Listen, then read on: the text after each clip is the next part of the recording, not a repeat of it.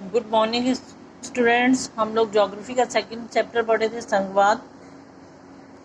उसी में हम आगे देखेंगे संघीय व्यवस्था कैसे चलती है। संघीय व्यवस्था कैसे चलती है। संघीय व्यवस्था के कारगर कामकाज के लिए संवैधानिक प्रावधान जरूरी है, पर इतना ही पर्याप्त नहीं है। अगर भारत में संघीय शासन व्यवस्था कारगर हुई है तो इसका कारण सिर्फ संवैधानिक प्रावधानों भर का होना नहीं है। भारत में संघीय व्यवस्था की सफलता का मुख्य श्रेय लोकतांत्रिक राजनीति के चरित्र को देना होगा। अब उन्होंने कहा कि जो भारत में जो लोकतांत्रिक व्यवस्था लागू हो रही है, ठीक है, जारी हो गई, लागू हो गई, तो उसका श्रेय हम ये नहीं कहेंगे कि संवैधानिक प्रावधान की वजह से ऐसा हो गया। क्या कहेंगे कि लोकतांत्रिक राजनीति के को श्रेय देना पड़ेगा हमें। संघवाद की भावना विविधता का आदर और संघ साथ रहने की इच्छा हमारे देश के साझा आदर्श के रूप में स्थापित होना सुनिश्चित हुआ।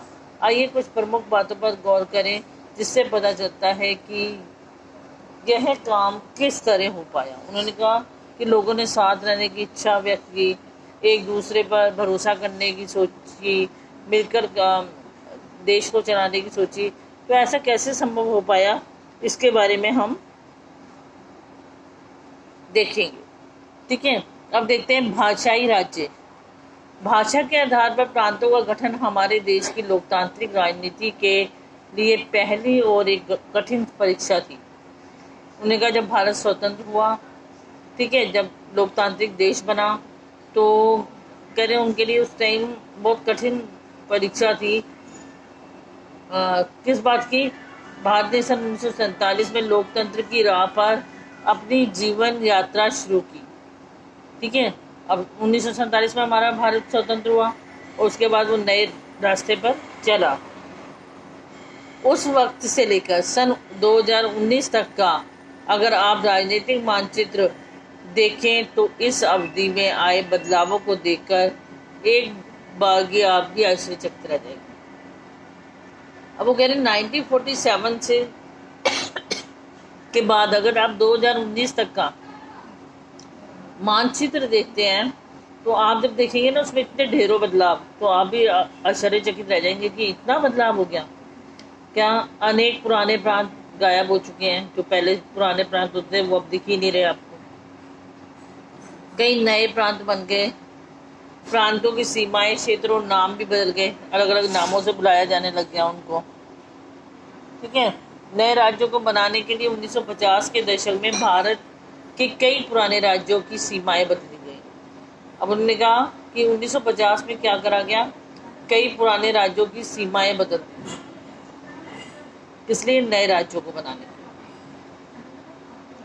ऐसा यह सुनिश्चित करने के लिए किया गया कि एक भाषा बोलने वाले लोग एक राज्य में आ जाए। इसके बाद कुछ अन्य राज्यों का गठन भाषा के आधार पर नहीं बल्कि संस्कृति, भूगोल अथवा जातीयता की भिन्नता को रेखांकित करने और उन्हें आदर देने के लिए भी किया गया। इनमें नागालैंड, उत्तराखंड और झारखंड जैसे राज्य शामिल हैं। उन्होंने कहा कि ये जो बदलाव वो कर रहे थे, किस लिए कर रहे थे कि एक ही भाषा को बोलने वाले लोग एक ही राज्य में आ जाएं। उन्होंने कहा भाषा के आधार पर कई राज्य बना दिए गए, और कई राज्य कैसे बनाए, किसके आधार पर बनाए गए, वहाँ की संस्कृति, भौगोलिक स्थिति, जातीयता को देखते हुए। तो ऐसे कौन से राज्य हैं? उन्होंने कहा ऐसे राज्य जो इन सबको देखते हुए, भिन्नता मतलब भूगोल को, संस्कृति को देखते हुए जो बनाए गए हैं, वो राज्य हमारे नागालैंड, उत्तराखंड और झारखंड। एक भाषा के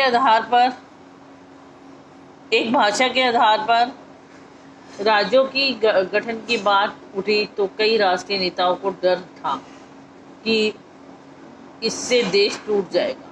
अब उन्होंने कहा कि जब कहा कि भाषा के आधार पर राज्यों का गठन कर देते हैं तो बहुत से नेता डर गए। उनका ऐसे भाषाओं के आधार पर हमने अलग अलग कर दिया ना, तो देश तो ऐसे हमारा टूट जाएगा, बिखर जाएगा। केंद्र सरकार ने इसी के चलते राज्यों का पुनः गठन कुछ समय के लिए टाल दिया। फिर तब केंद्र सरकार रुक गई कि अभी नहीं करते, राज्यों का गठन रुक जाते हैं, तो और सोच लेते हैं। कुछ समय टाल दिया उन्होंने कुछ समय के लिए। पर हमारा अनुभव बताता है कि भाषावाद राज्य बनाने से देश ज़्यादा एकीकृत और मजबूत हुआ। इससे प्रशासन भी पहले की अपेक्षा कई ज़्यादा सुविधाजनक हो गया। उन्होंने कहा, लेकिन वो कह रहे हैं कि हमारा जो वो है, हमारा अनुभव बता रहा है कि भाषा के आधार पर राज्य बनाने से राज्य में ज़्यादा एकता बढ़ गई, लोग एकीकृत होकर अपना कार्य करने लग गए। ठीक है, पहले की अपेक्षा जो हम अगर देखें प्रशासन में पहले की अपेक्षा कई ज़्यादा सुविधाजनक हो गया था वो।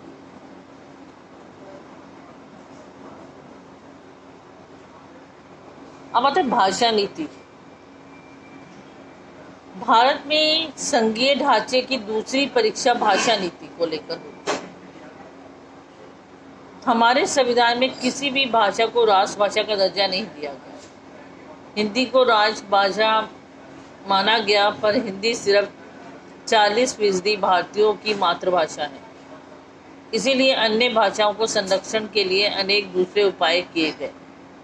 संविधान में हिंदी के अलावा 21 भाषाओं को अनुसूचित भाषा का दर्जा दिया गया है। अब उन्होंने क्या कहा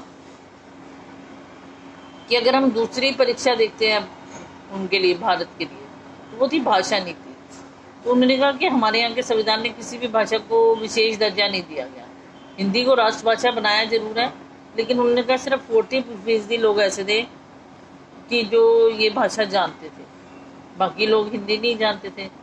इसीलिए भाषाओं के संरक्षण के लिए अनेक दूसरे उपाय कर दिए गए। क्या कि संविधान में हिंदी के अलावा 21 भाषाओं को अनुसूचित भाषा का दर्जा दे दिया गया। उसके साथ 21 भाषाओं को अनुसूचित भाषा का दर्जा दिया गया। केंद्र सरकार के किसी पद का उम्मीदवार इनमें से किसी भी भाषा में परीक्षा दे सकता है।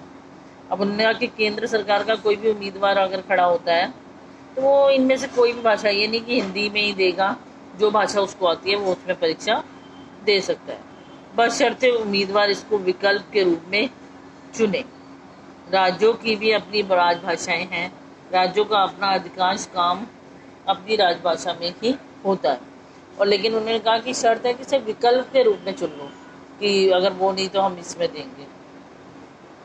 ठीक है, उन्होंने कहा राज्यों की भी अपनी राजभाषा होती है, तो वो उस राजभाषा में भी काम करते हैं। श्रीलंका के ठीक उलट हमारे देश के नेताओं ने हिंदी के उपयोग को बढ़ावा देने के मामले में बहुत सावधानी भरा व्यवहार किया। संविधान के अनुसार सरकारी कामकाज की भाषा के तौर पर अंग्रेजी का प्रयोग 1965 में बंद जाना चाहिए था। उन्होंने कहा कि हिंदी के उपयोग को बढ़ावा देने के लिए हमारे देश श्रीलंका से ठीक उल्टा करा। हमारे देश ने के नेताओं ने क्या करा कि अगर हम संविधान के अनुसार देखते हैं तो 1965 में ये भाषा बंद हो जानी चाहिए थी। कौन सी भाषा? हिंदी में काम होना। पर अनेक गैर हिंदी भाषी प्रदेशों ने मांग की कि अंग्रेजी का प्रयोग जारी रखा जाए। उस ठीक है, किसका प्रयोग बंद हो जाना चाहिए था? अंग्रेजी का प्रयोग बंद होना चाहिए था। ठीक है, अंग्रेजी का प्रयोग बंद होना चाहिए था, लेकिन अंग्रेजी का प्रयोग, क्योंकि वो चाहते थे हिंदी भाषा को ही लोग बोले ज़्यादा, तो उन्होंने अंग्रेजी के प्रयोग को बंद करने को कहा। तो लेकिन क्या हुआ, जो हिंदी नहीं जानते थे जो लोग, उन्होंने मांग की कि अंग्रेजी का प्रयोग जारी रखा जाए। तमिलनाडु में तो इस मांग ने उग्र रूप भी धारण कर लिया था। वहाँ के लोग तो आंदोलन पे उतर आए थे कि ऐसा क्यों किया जा रहा है। केंद्र सरकार ने हिंदी के साथ साथ अंग्रेजी को राजकीय कामों में प्रयोग की अनुमति देकर इस विवाद को सुलझाया। फिर उन्होंने कहा कि ठीक है भाई, हिंदी के साथ अंग्रेजी में भी काम कर सकते हो। इस बात को मानकर उन्होंने इस मसले को सुलझा दिया।